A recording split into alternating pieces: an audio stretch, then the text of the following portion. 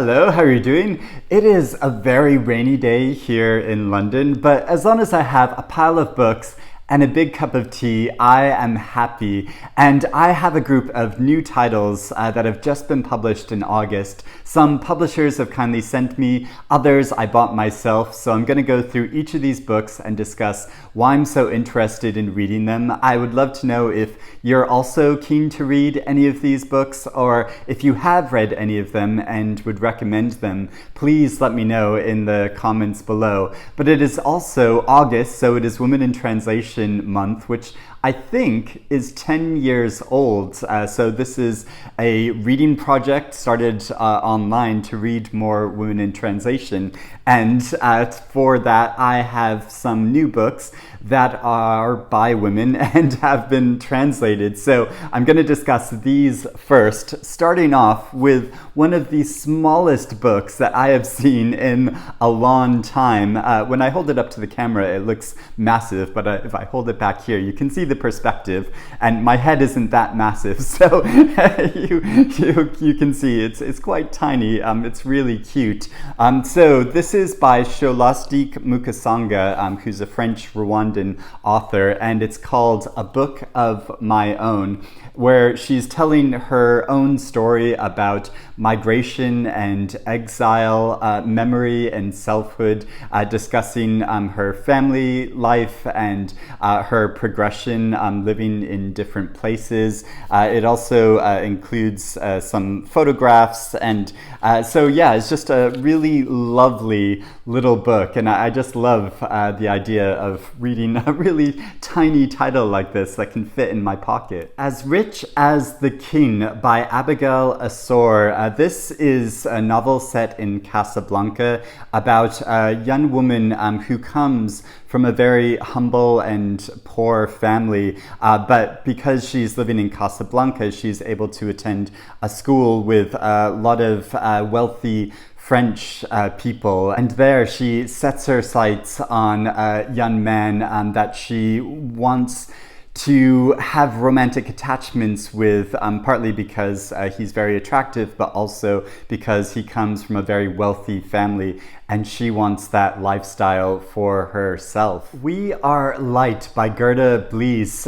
This is a novel about a commune where the members of this commune decide to stop eating because they want to subsist just on light and love.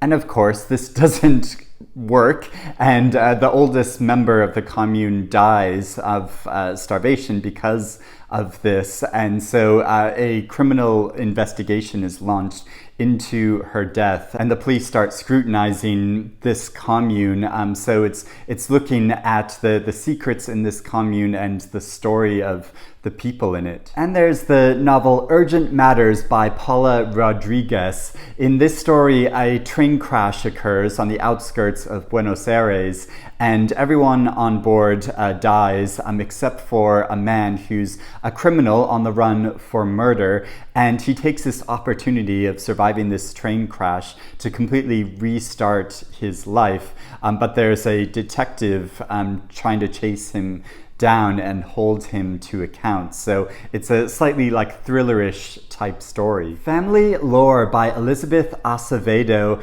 In this novel, a woman named Flor has a special gift where she can predict to the day when someone is going to die, and so she knows when her own death is going to be, and she holds a living wake for herself because of this, to celebrate her life, gathering all of her family and community together. So it follows the few days prior to this living wake and looking at the many different women in this family. So the story is kind of a family saga looking at their various different lives and how they're connected with each other. And I love family sagas, so I'm really keen to read this new novel. See Change by Gina Chung. This is a novel about a young woman named Ro who's going through a hard time in her life where her boyfriend has signed up to a mission to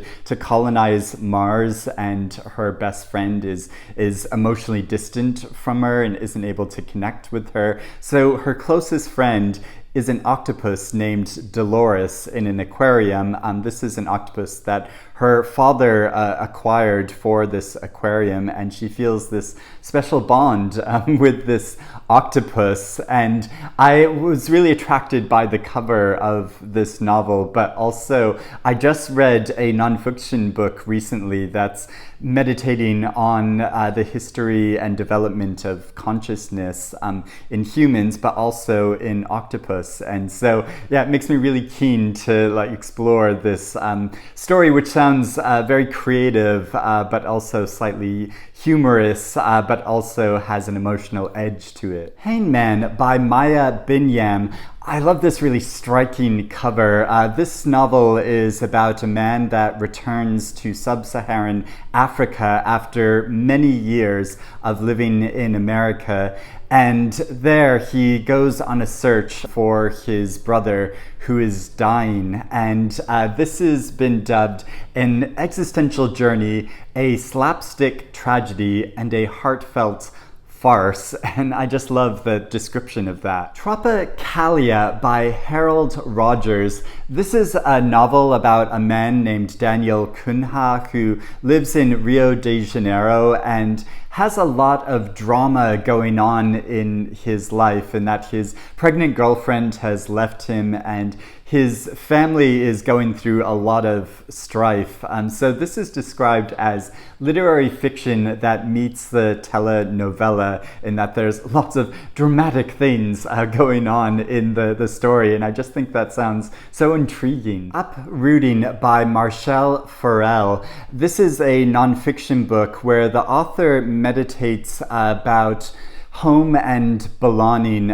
because she is from Trinidad and she moves to an English village in the countryside where she is the only Black woman in the village, and she gradually there cultivates a garden for herself. And so she's contemplating, is this a place she can call home, or will she always be slightly estranged in this environment? I also have a number of classic books or modern classics that have been recently reprinted, including The Mountain Lion by Gina Stafford. This is a novel about two siblings that grow up in Los Angeles, but one summer they're sent to stay at their uncle's mountain ranch in Colorado, and this is a summer where they go through a lot of changes, so it follows their life in this slightly different environment from what they've been used to and what they've grown up in. And I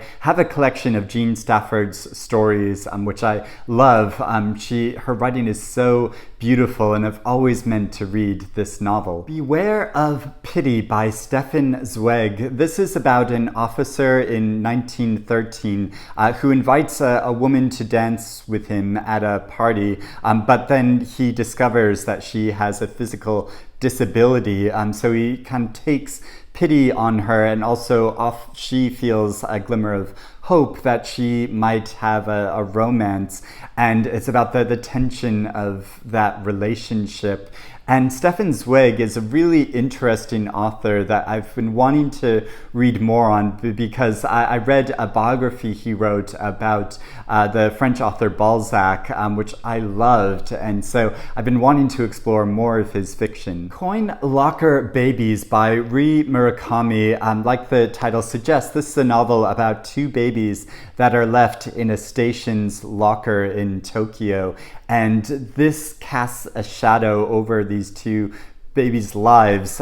So we follow their very different lives, but how their fates are kind of intertwined with each other. And I love how it describes on the cover that this is a cyberpunk coming-of-age tale. The Unhappiness of Being a Single Man by Franz Kafka. This is a collection of short stories where some of the stories depict really horrible violence, and then other stories are a kind of mysterious Fables. Wild Thorns by Sahar Khalifeh. This is a novel about a Palestinian who returns to his homeland after several years of working in the Gulf to find that things have really changed where he lives. So this was first published in 1976, and it's the first Arabic novel to show what everyday life was like for Palestinians under Israeli occupation. Seeing Other People by Diana Reid. This is a novel about two sisters who,